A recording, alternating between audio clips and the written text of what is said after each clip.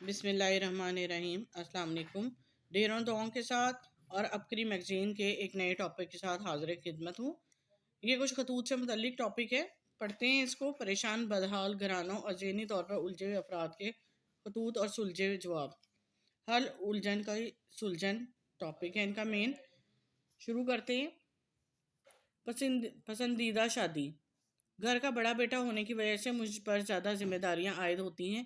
3 سال سے سعودی عرب میں ہوں، ہر ماہ معقول رقم والدہ کو بھیجتا ہوں۔ میرے بچے اور بیوی بھی ان کے ساتھ ہے۔ 2 بہنوں کی شادی میں نے کی، کچھ شریک نہ ہوا لیکن شادی میں کوئی کمی نہ رکھی۔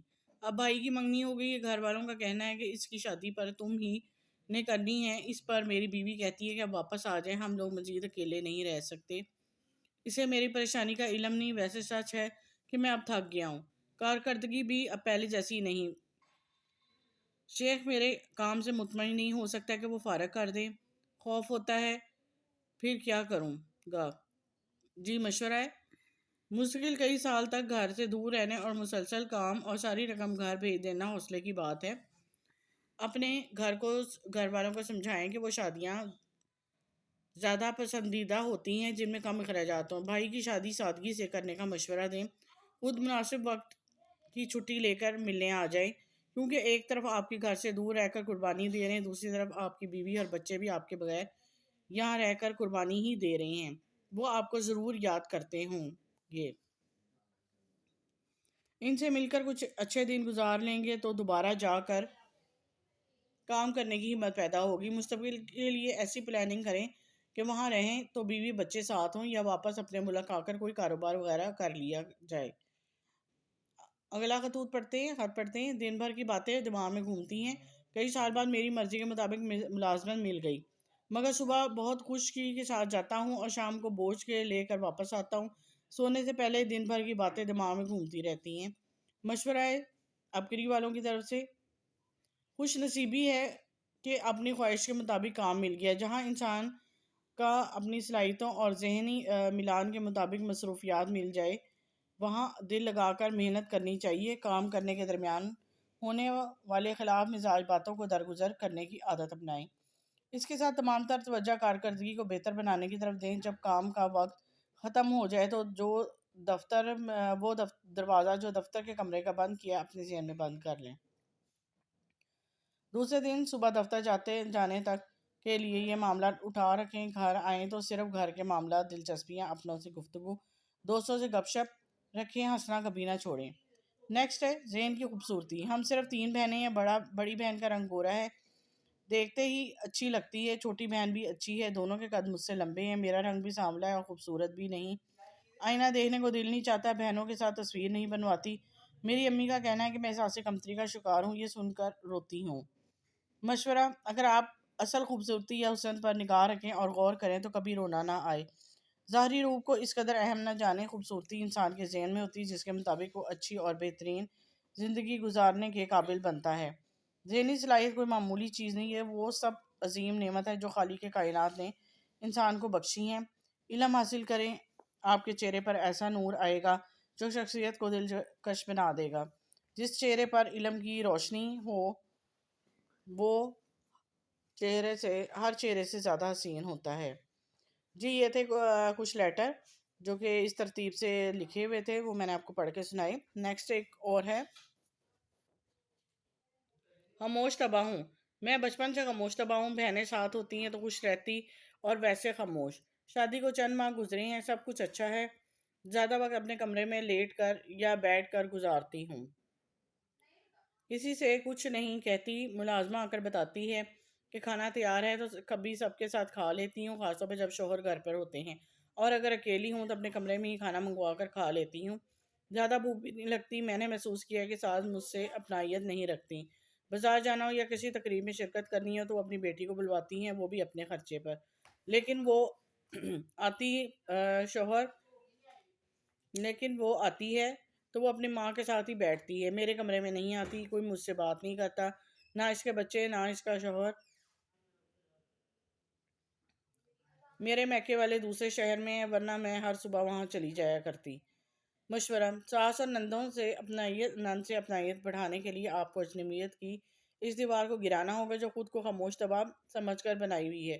اپنے کمرے میں لیٹی یا بیٹھی رہیں گی تو لوگ خود آ کر ملنے میں تکلف محسوس کریں گے کہ کہیں آپ بے آرام نہ ہوں، لیکن اگر کسی کے گھر پر آنے پر خود اٹھ کر کمرے سے باہر نکلیں تو خوشی کا اظہار کریں گی تو لوگ بھی اپنائیت رکھیں گے۔ نیکسٹ ہے محنت کرنا ہوگی۔ سائنس میں میٹرک کیا، پھر والد نے اپنے ایک دوست کے مشورے سے مجھے انٹر میں بھی سائنس رکھوا لی، بہت مشکل سے پاس ہوا۔ پھر میرے دوستوں نے کہا کہ تم نے کامرس کیوں نہیں رکھی، اس میں محنت کم ہے، نمبر بھی اچھے آتے ہیں۔ مجھے افسوس اس بات کا ہے کہ ابو نے میری بات نہ مانی، بلکہ اپنے دوست کے کہنے پر، جو کہ کالج کے پرنسپل ہیں، میرا مستقبل کا فیصلہ کیا۔ مشورہ: افسوس کی بات تو یہ ہے کہ اکثر لڑکے تعلیم کے معاملات میں آسانی چاہتے ہیں اور والدین کے حوالے سے منفی سوچ رکھتے ہیں۔ والد نے آپ کے حق میں بہتر کیا، لیکن آپ کو دوستوں کی بات اچھی لگتی ہے۔ اب تک جو ہوا سو ہوا، اب کیا کرنا ہے یہ سوچیں۔ دوستوں کے مشوروں سے ہٹ کر خود اپنے لیے اپنی ذہنی رجحان کے مطابق مضامین کا انتخاب کریں۔ یہ بات ذہن میں رکھیں کہ اچھی کامیابی کے لیے ہر فیلڈ میں محنت کرنا ہوگی۔ جی یہ کچھ چند خاص خطوط تھے جو کہ لوگوں نے لکھ کر عبقری والوں سے مشورہ مانگا، اور انہوں نے بہت اچھے مشورے دیے بھی، جن پہ عمل پیرا ہو کر وہ اپنی زندگی کو اچھے طریقے سے گزار سکتے ہیں، جن مشکلات اور پریشانیوں میں گھرے ہوئے ہوتے ہیں۔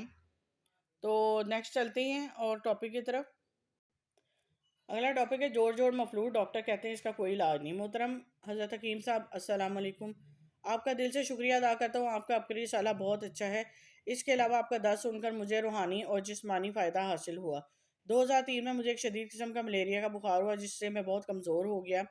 تقریباً 10 دن تک تیز بخار آیا، جب بخار ختم ہوا تو بہت کمزور ہو گیا۔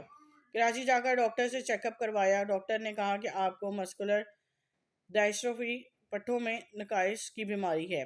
اس وقت میری عمر 17 سال تھی۔ بخار سے پہلے بھی میں ٹھیک طرح سے نہیں دوڑ سکتا تھا۔ حضرت مجھے احساس ہوا کہ مجھے کچھ ہے، مگر بیماری کی طرف میں نے دھیان نہیں جاتا تھا۔ حضرت بہت ڈاکٹروں کو، حکیموں کو دکھایا، مگر وقتی طور پر تھوڑا سا فائدہ ہوا۔ جیسے جیسے عمر بڑھتی گئی، عمر کے ساتھ کمزوری بڑھتی گئی، جسم سے گوشت گھٹتا گیا۔ پھر حال یہ ہوا کہ نہ ٹھیک طرح سے بیٹھ سکتا تھا، اگر بیٹھتا تو جسم کو چھوڑ دیتا اور نیچے جا گرتا، نہ ٹھیک طرح سے چل سکتا تھا، اگر راستہ سیدھا ہو تو اکیلا چل سکتا ہوں، وہ بھی 2 منٹ تک، مطلب بغیر سہارے کے۔ میں نہیں چل سکتا، پہلے کمر سے لے کر ٹانگوں تک کمزوری، پھر پورے جسم میں کمزوری ہو گئی۔ ڈاکٹر کہتے ہیں کہ اس کا کوئی علاج نہیں، یہ موروثی بیماری ہے۔ میرے ماموں کے 2 بیٹوں کو بھی یہی تکلیف ہے، مگر ہمارے بڑوں کو کسی کو یہ مرض لاحق نہیں۔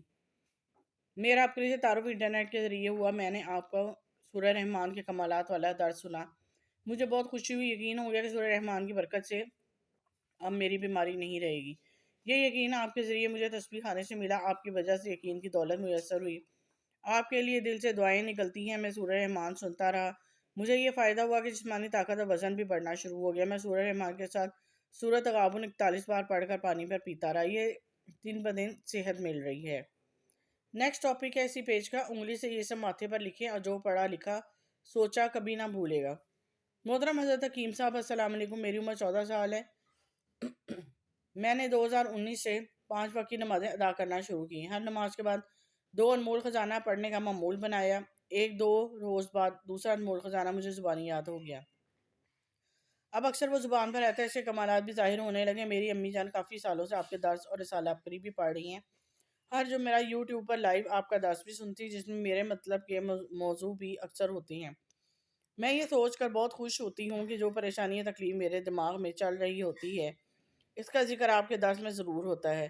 میں ریاضی میں بہت نالائق ہوں، اس کے سامنے، استاد کے سامنے مجھے سوالات آ جاتے ہیں، پر جب گھر آ کر مجھے سوالات حل کرنے لگتی ہوں تو اندر ہی اندر ایک عجیب سی کیفیت ہونے لگتی ہے، جس سے پڑھائی میں رکاوٹ ہوتی ہے، مگر پھر میں دوسرا انمول خزانہ جلدی جلدی پڑھتی ہوں تو اس سے کیفیت واپس آ جاتی ہے۔ میں نے نومبر کے سال میں ایک بچی کا واقعہ پڑھا، اور وہ واقعہ تعلیم کے حوالے سے تھا کہ 3 مرتبہ پہلا کلمہ شہادت کی انگلی سے اللہ محمد کا نام ماتھے پر لکھیں، جو پڑھیں اور لکھیں گے کبھی نہیں بھولے گا۔